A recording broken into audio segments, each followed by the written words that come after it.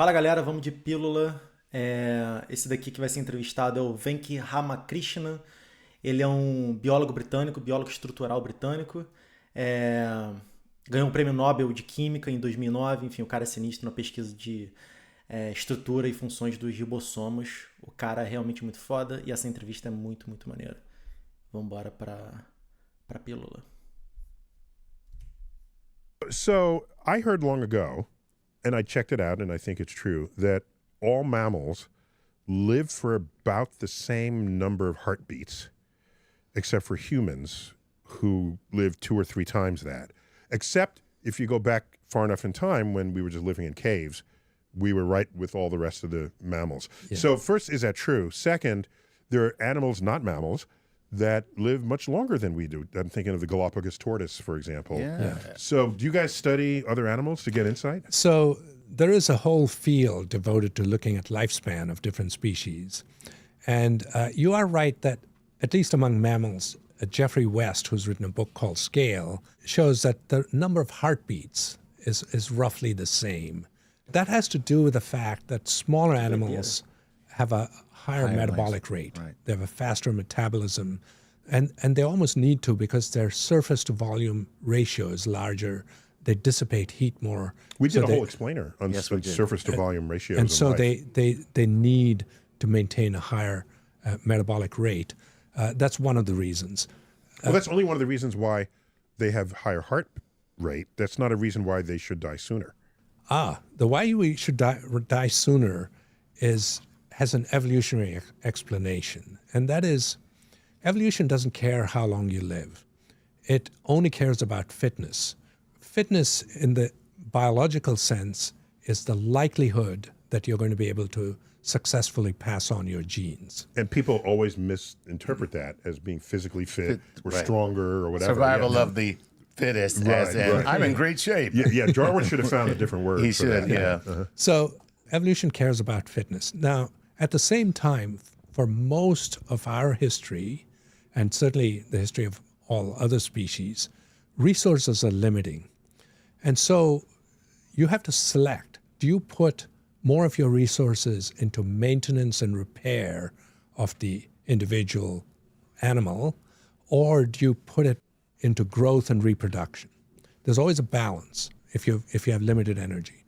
So in the case of a mouse, which lives about 2 years in the wild, there's no sense in having a mouse live for 40 years because long before that, it's going to be eaten. Yep. Exactly. You beat me to it. Or it'll die of starvation or a drought or something.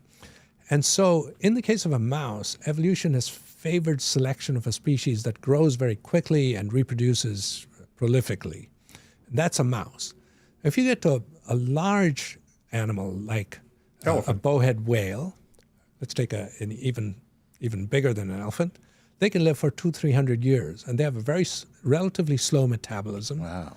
An even slower metabolism is not a mammal, but it's still a vertebrate called the Greenland shark, 700 years.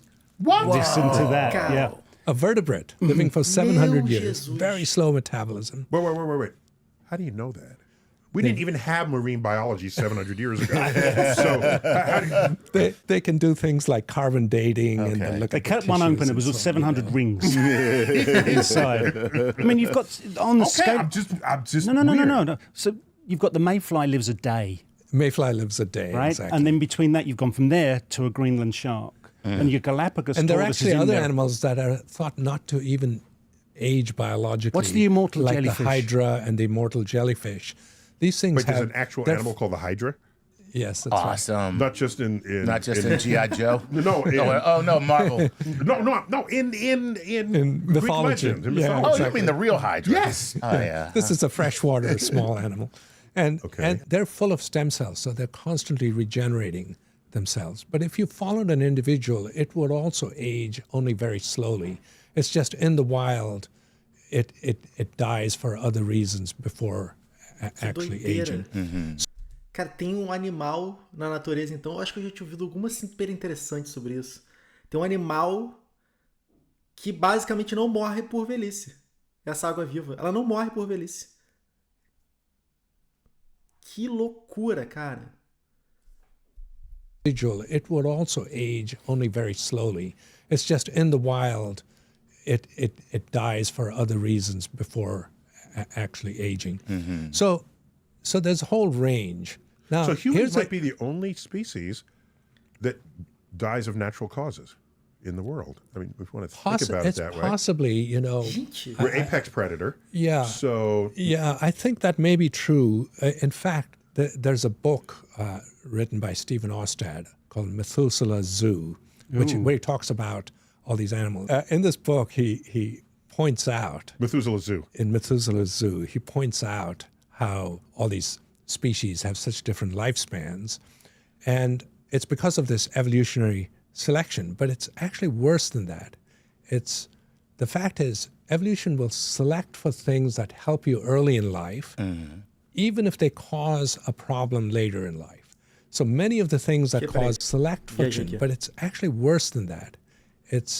The fact is, evolution will select for things that help you early in life, even if they cause a problem later in life. So many of the things that cause aging are related to growth, for example, or to cancer prevention, prevention or senescent cell creation. These things all help us early in life, and they're a problem later in life. But evolution doesn't care what happens to you when later in When life. you're not making babies. Right. Yeah. Exactly. Yeah, because that's the whole deal. So what helps us survive in infancy and then go on to reproduction is Ou seja, basicamente a natureza não se importa que a gente morra. É isso, né? Tipo, é meio óbvio, né, falar isso, mas é isso.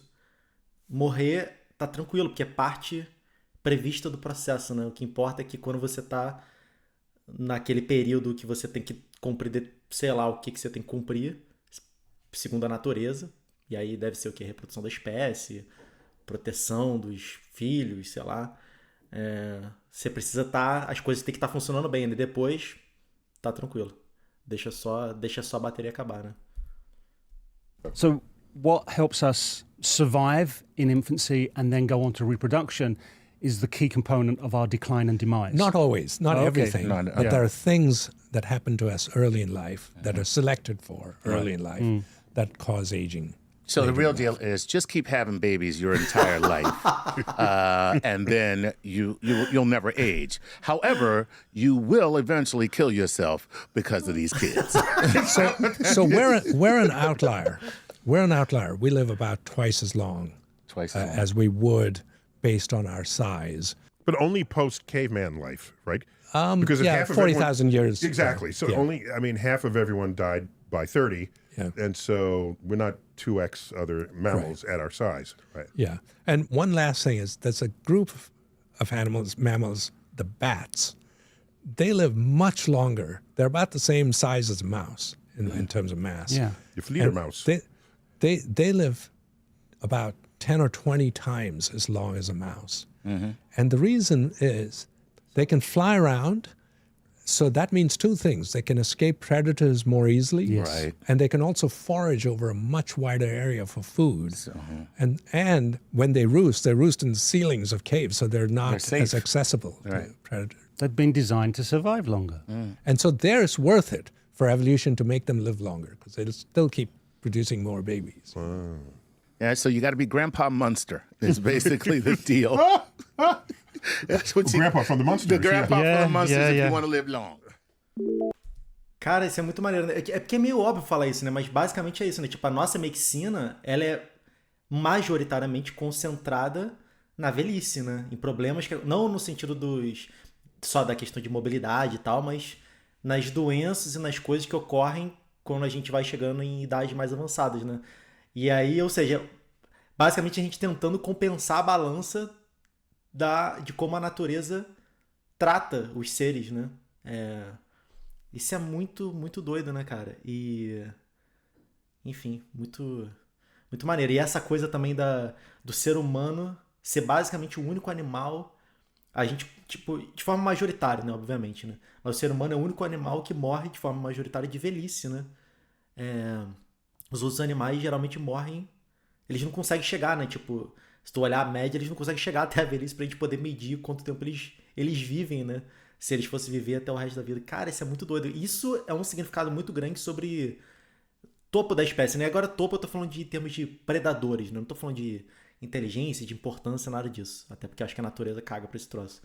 Mas em termos de predadores, predação, predamento, não sei. Qual o substantivo? Enfim. Espero que vocês tenham gostado.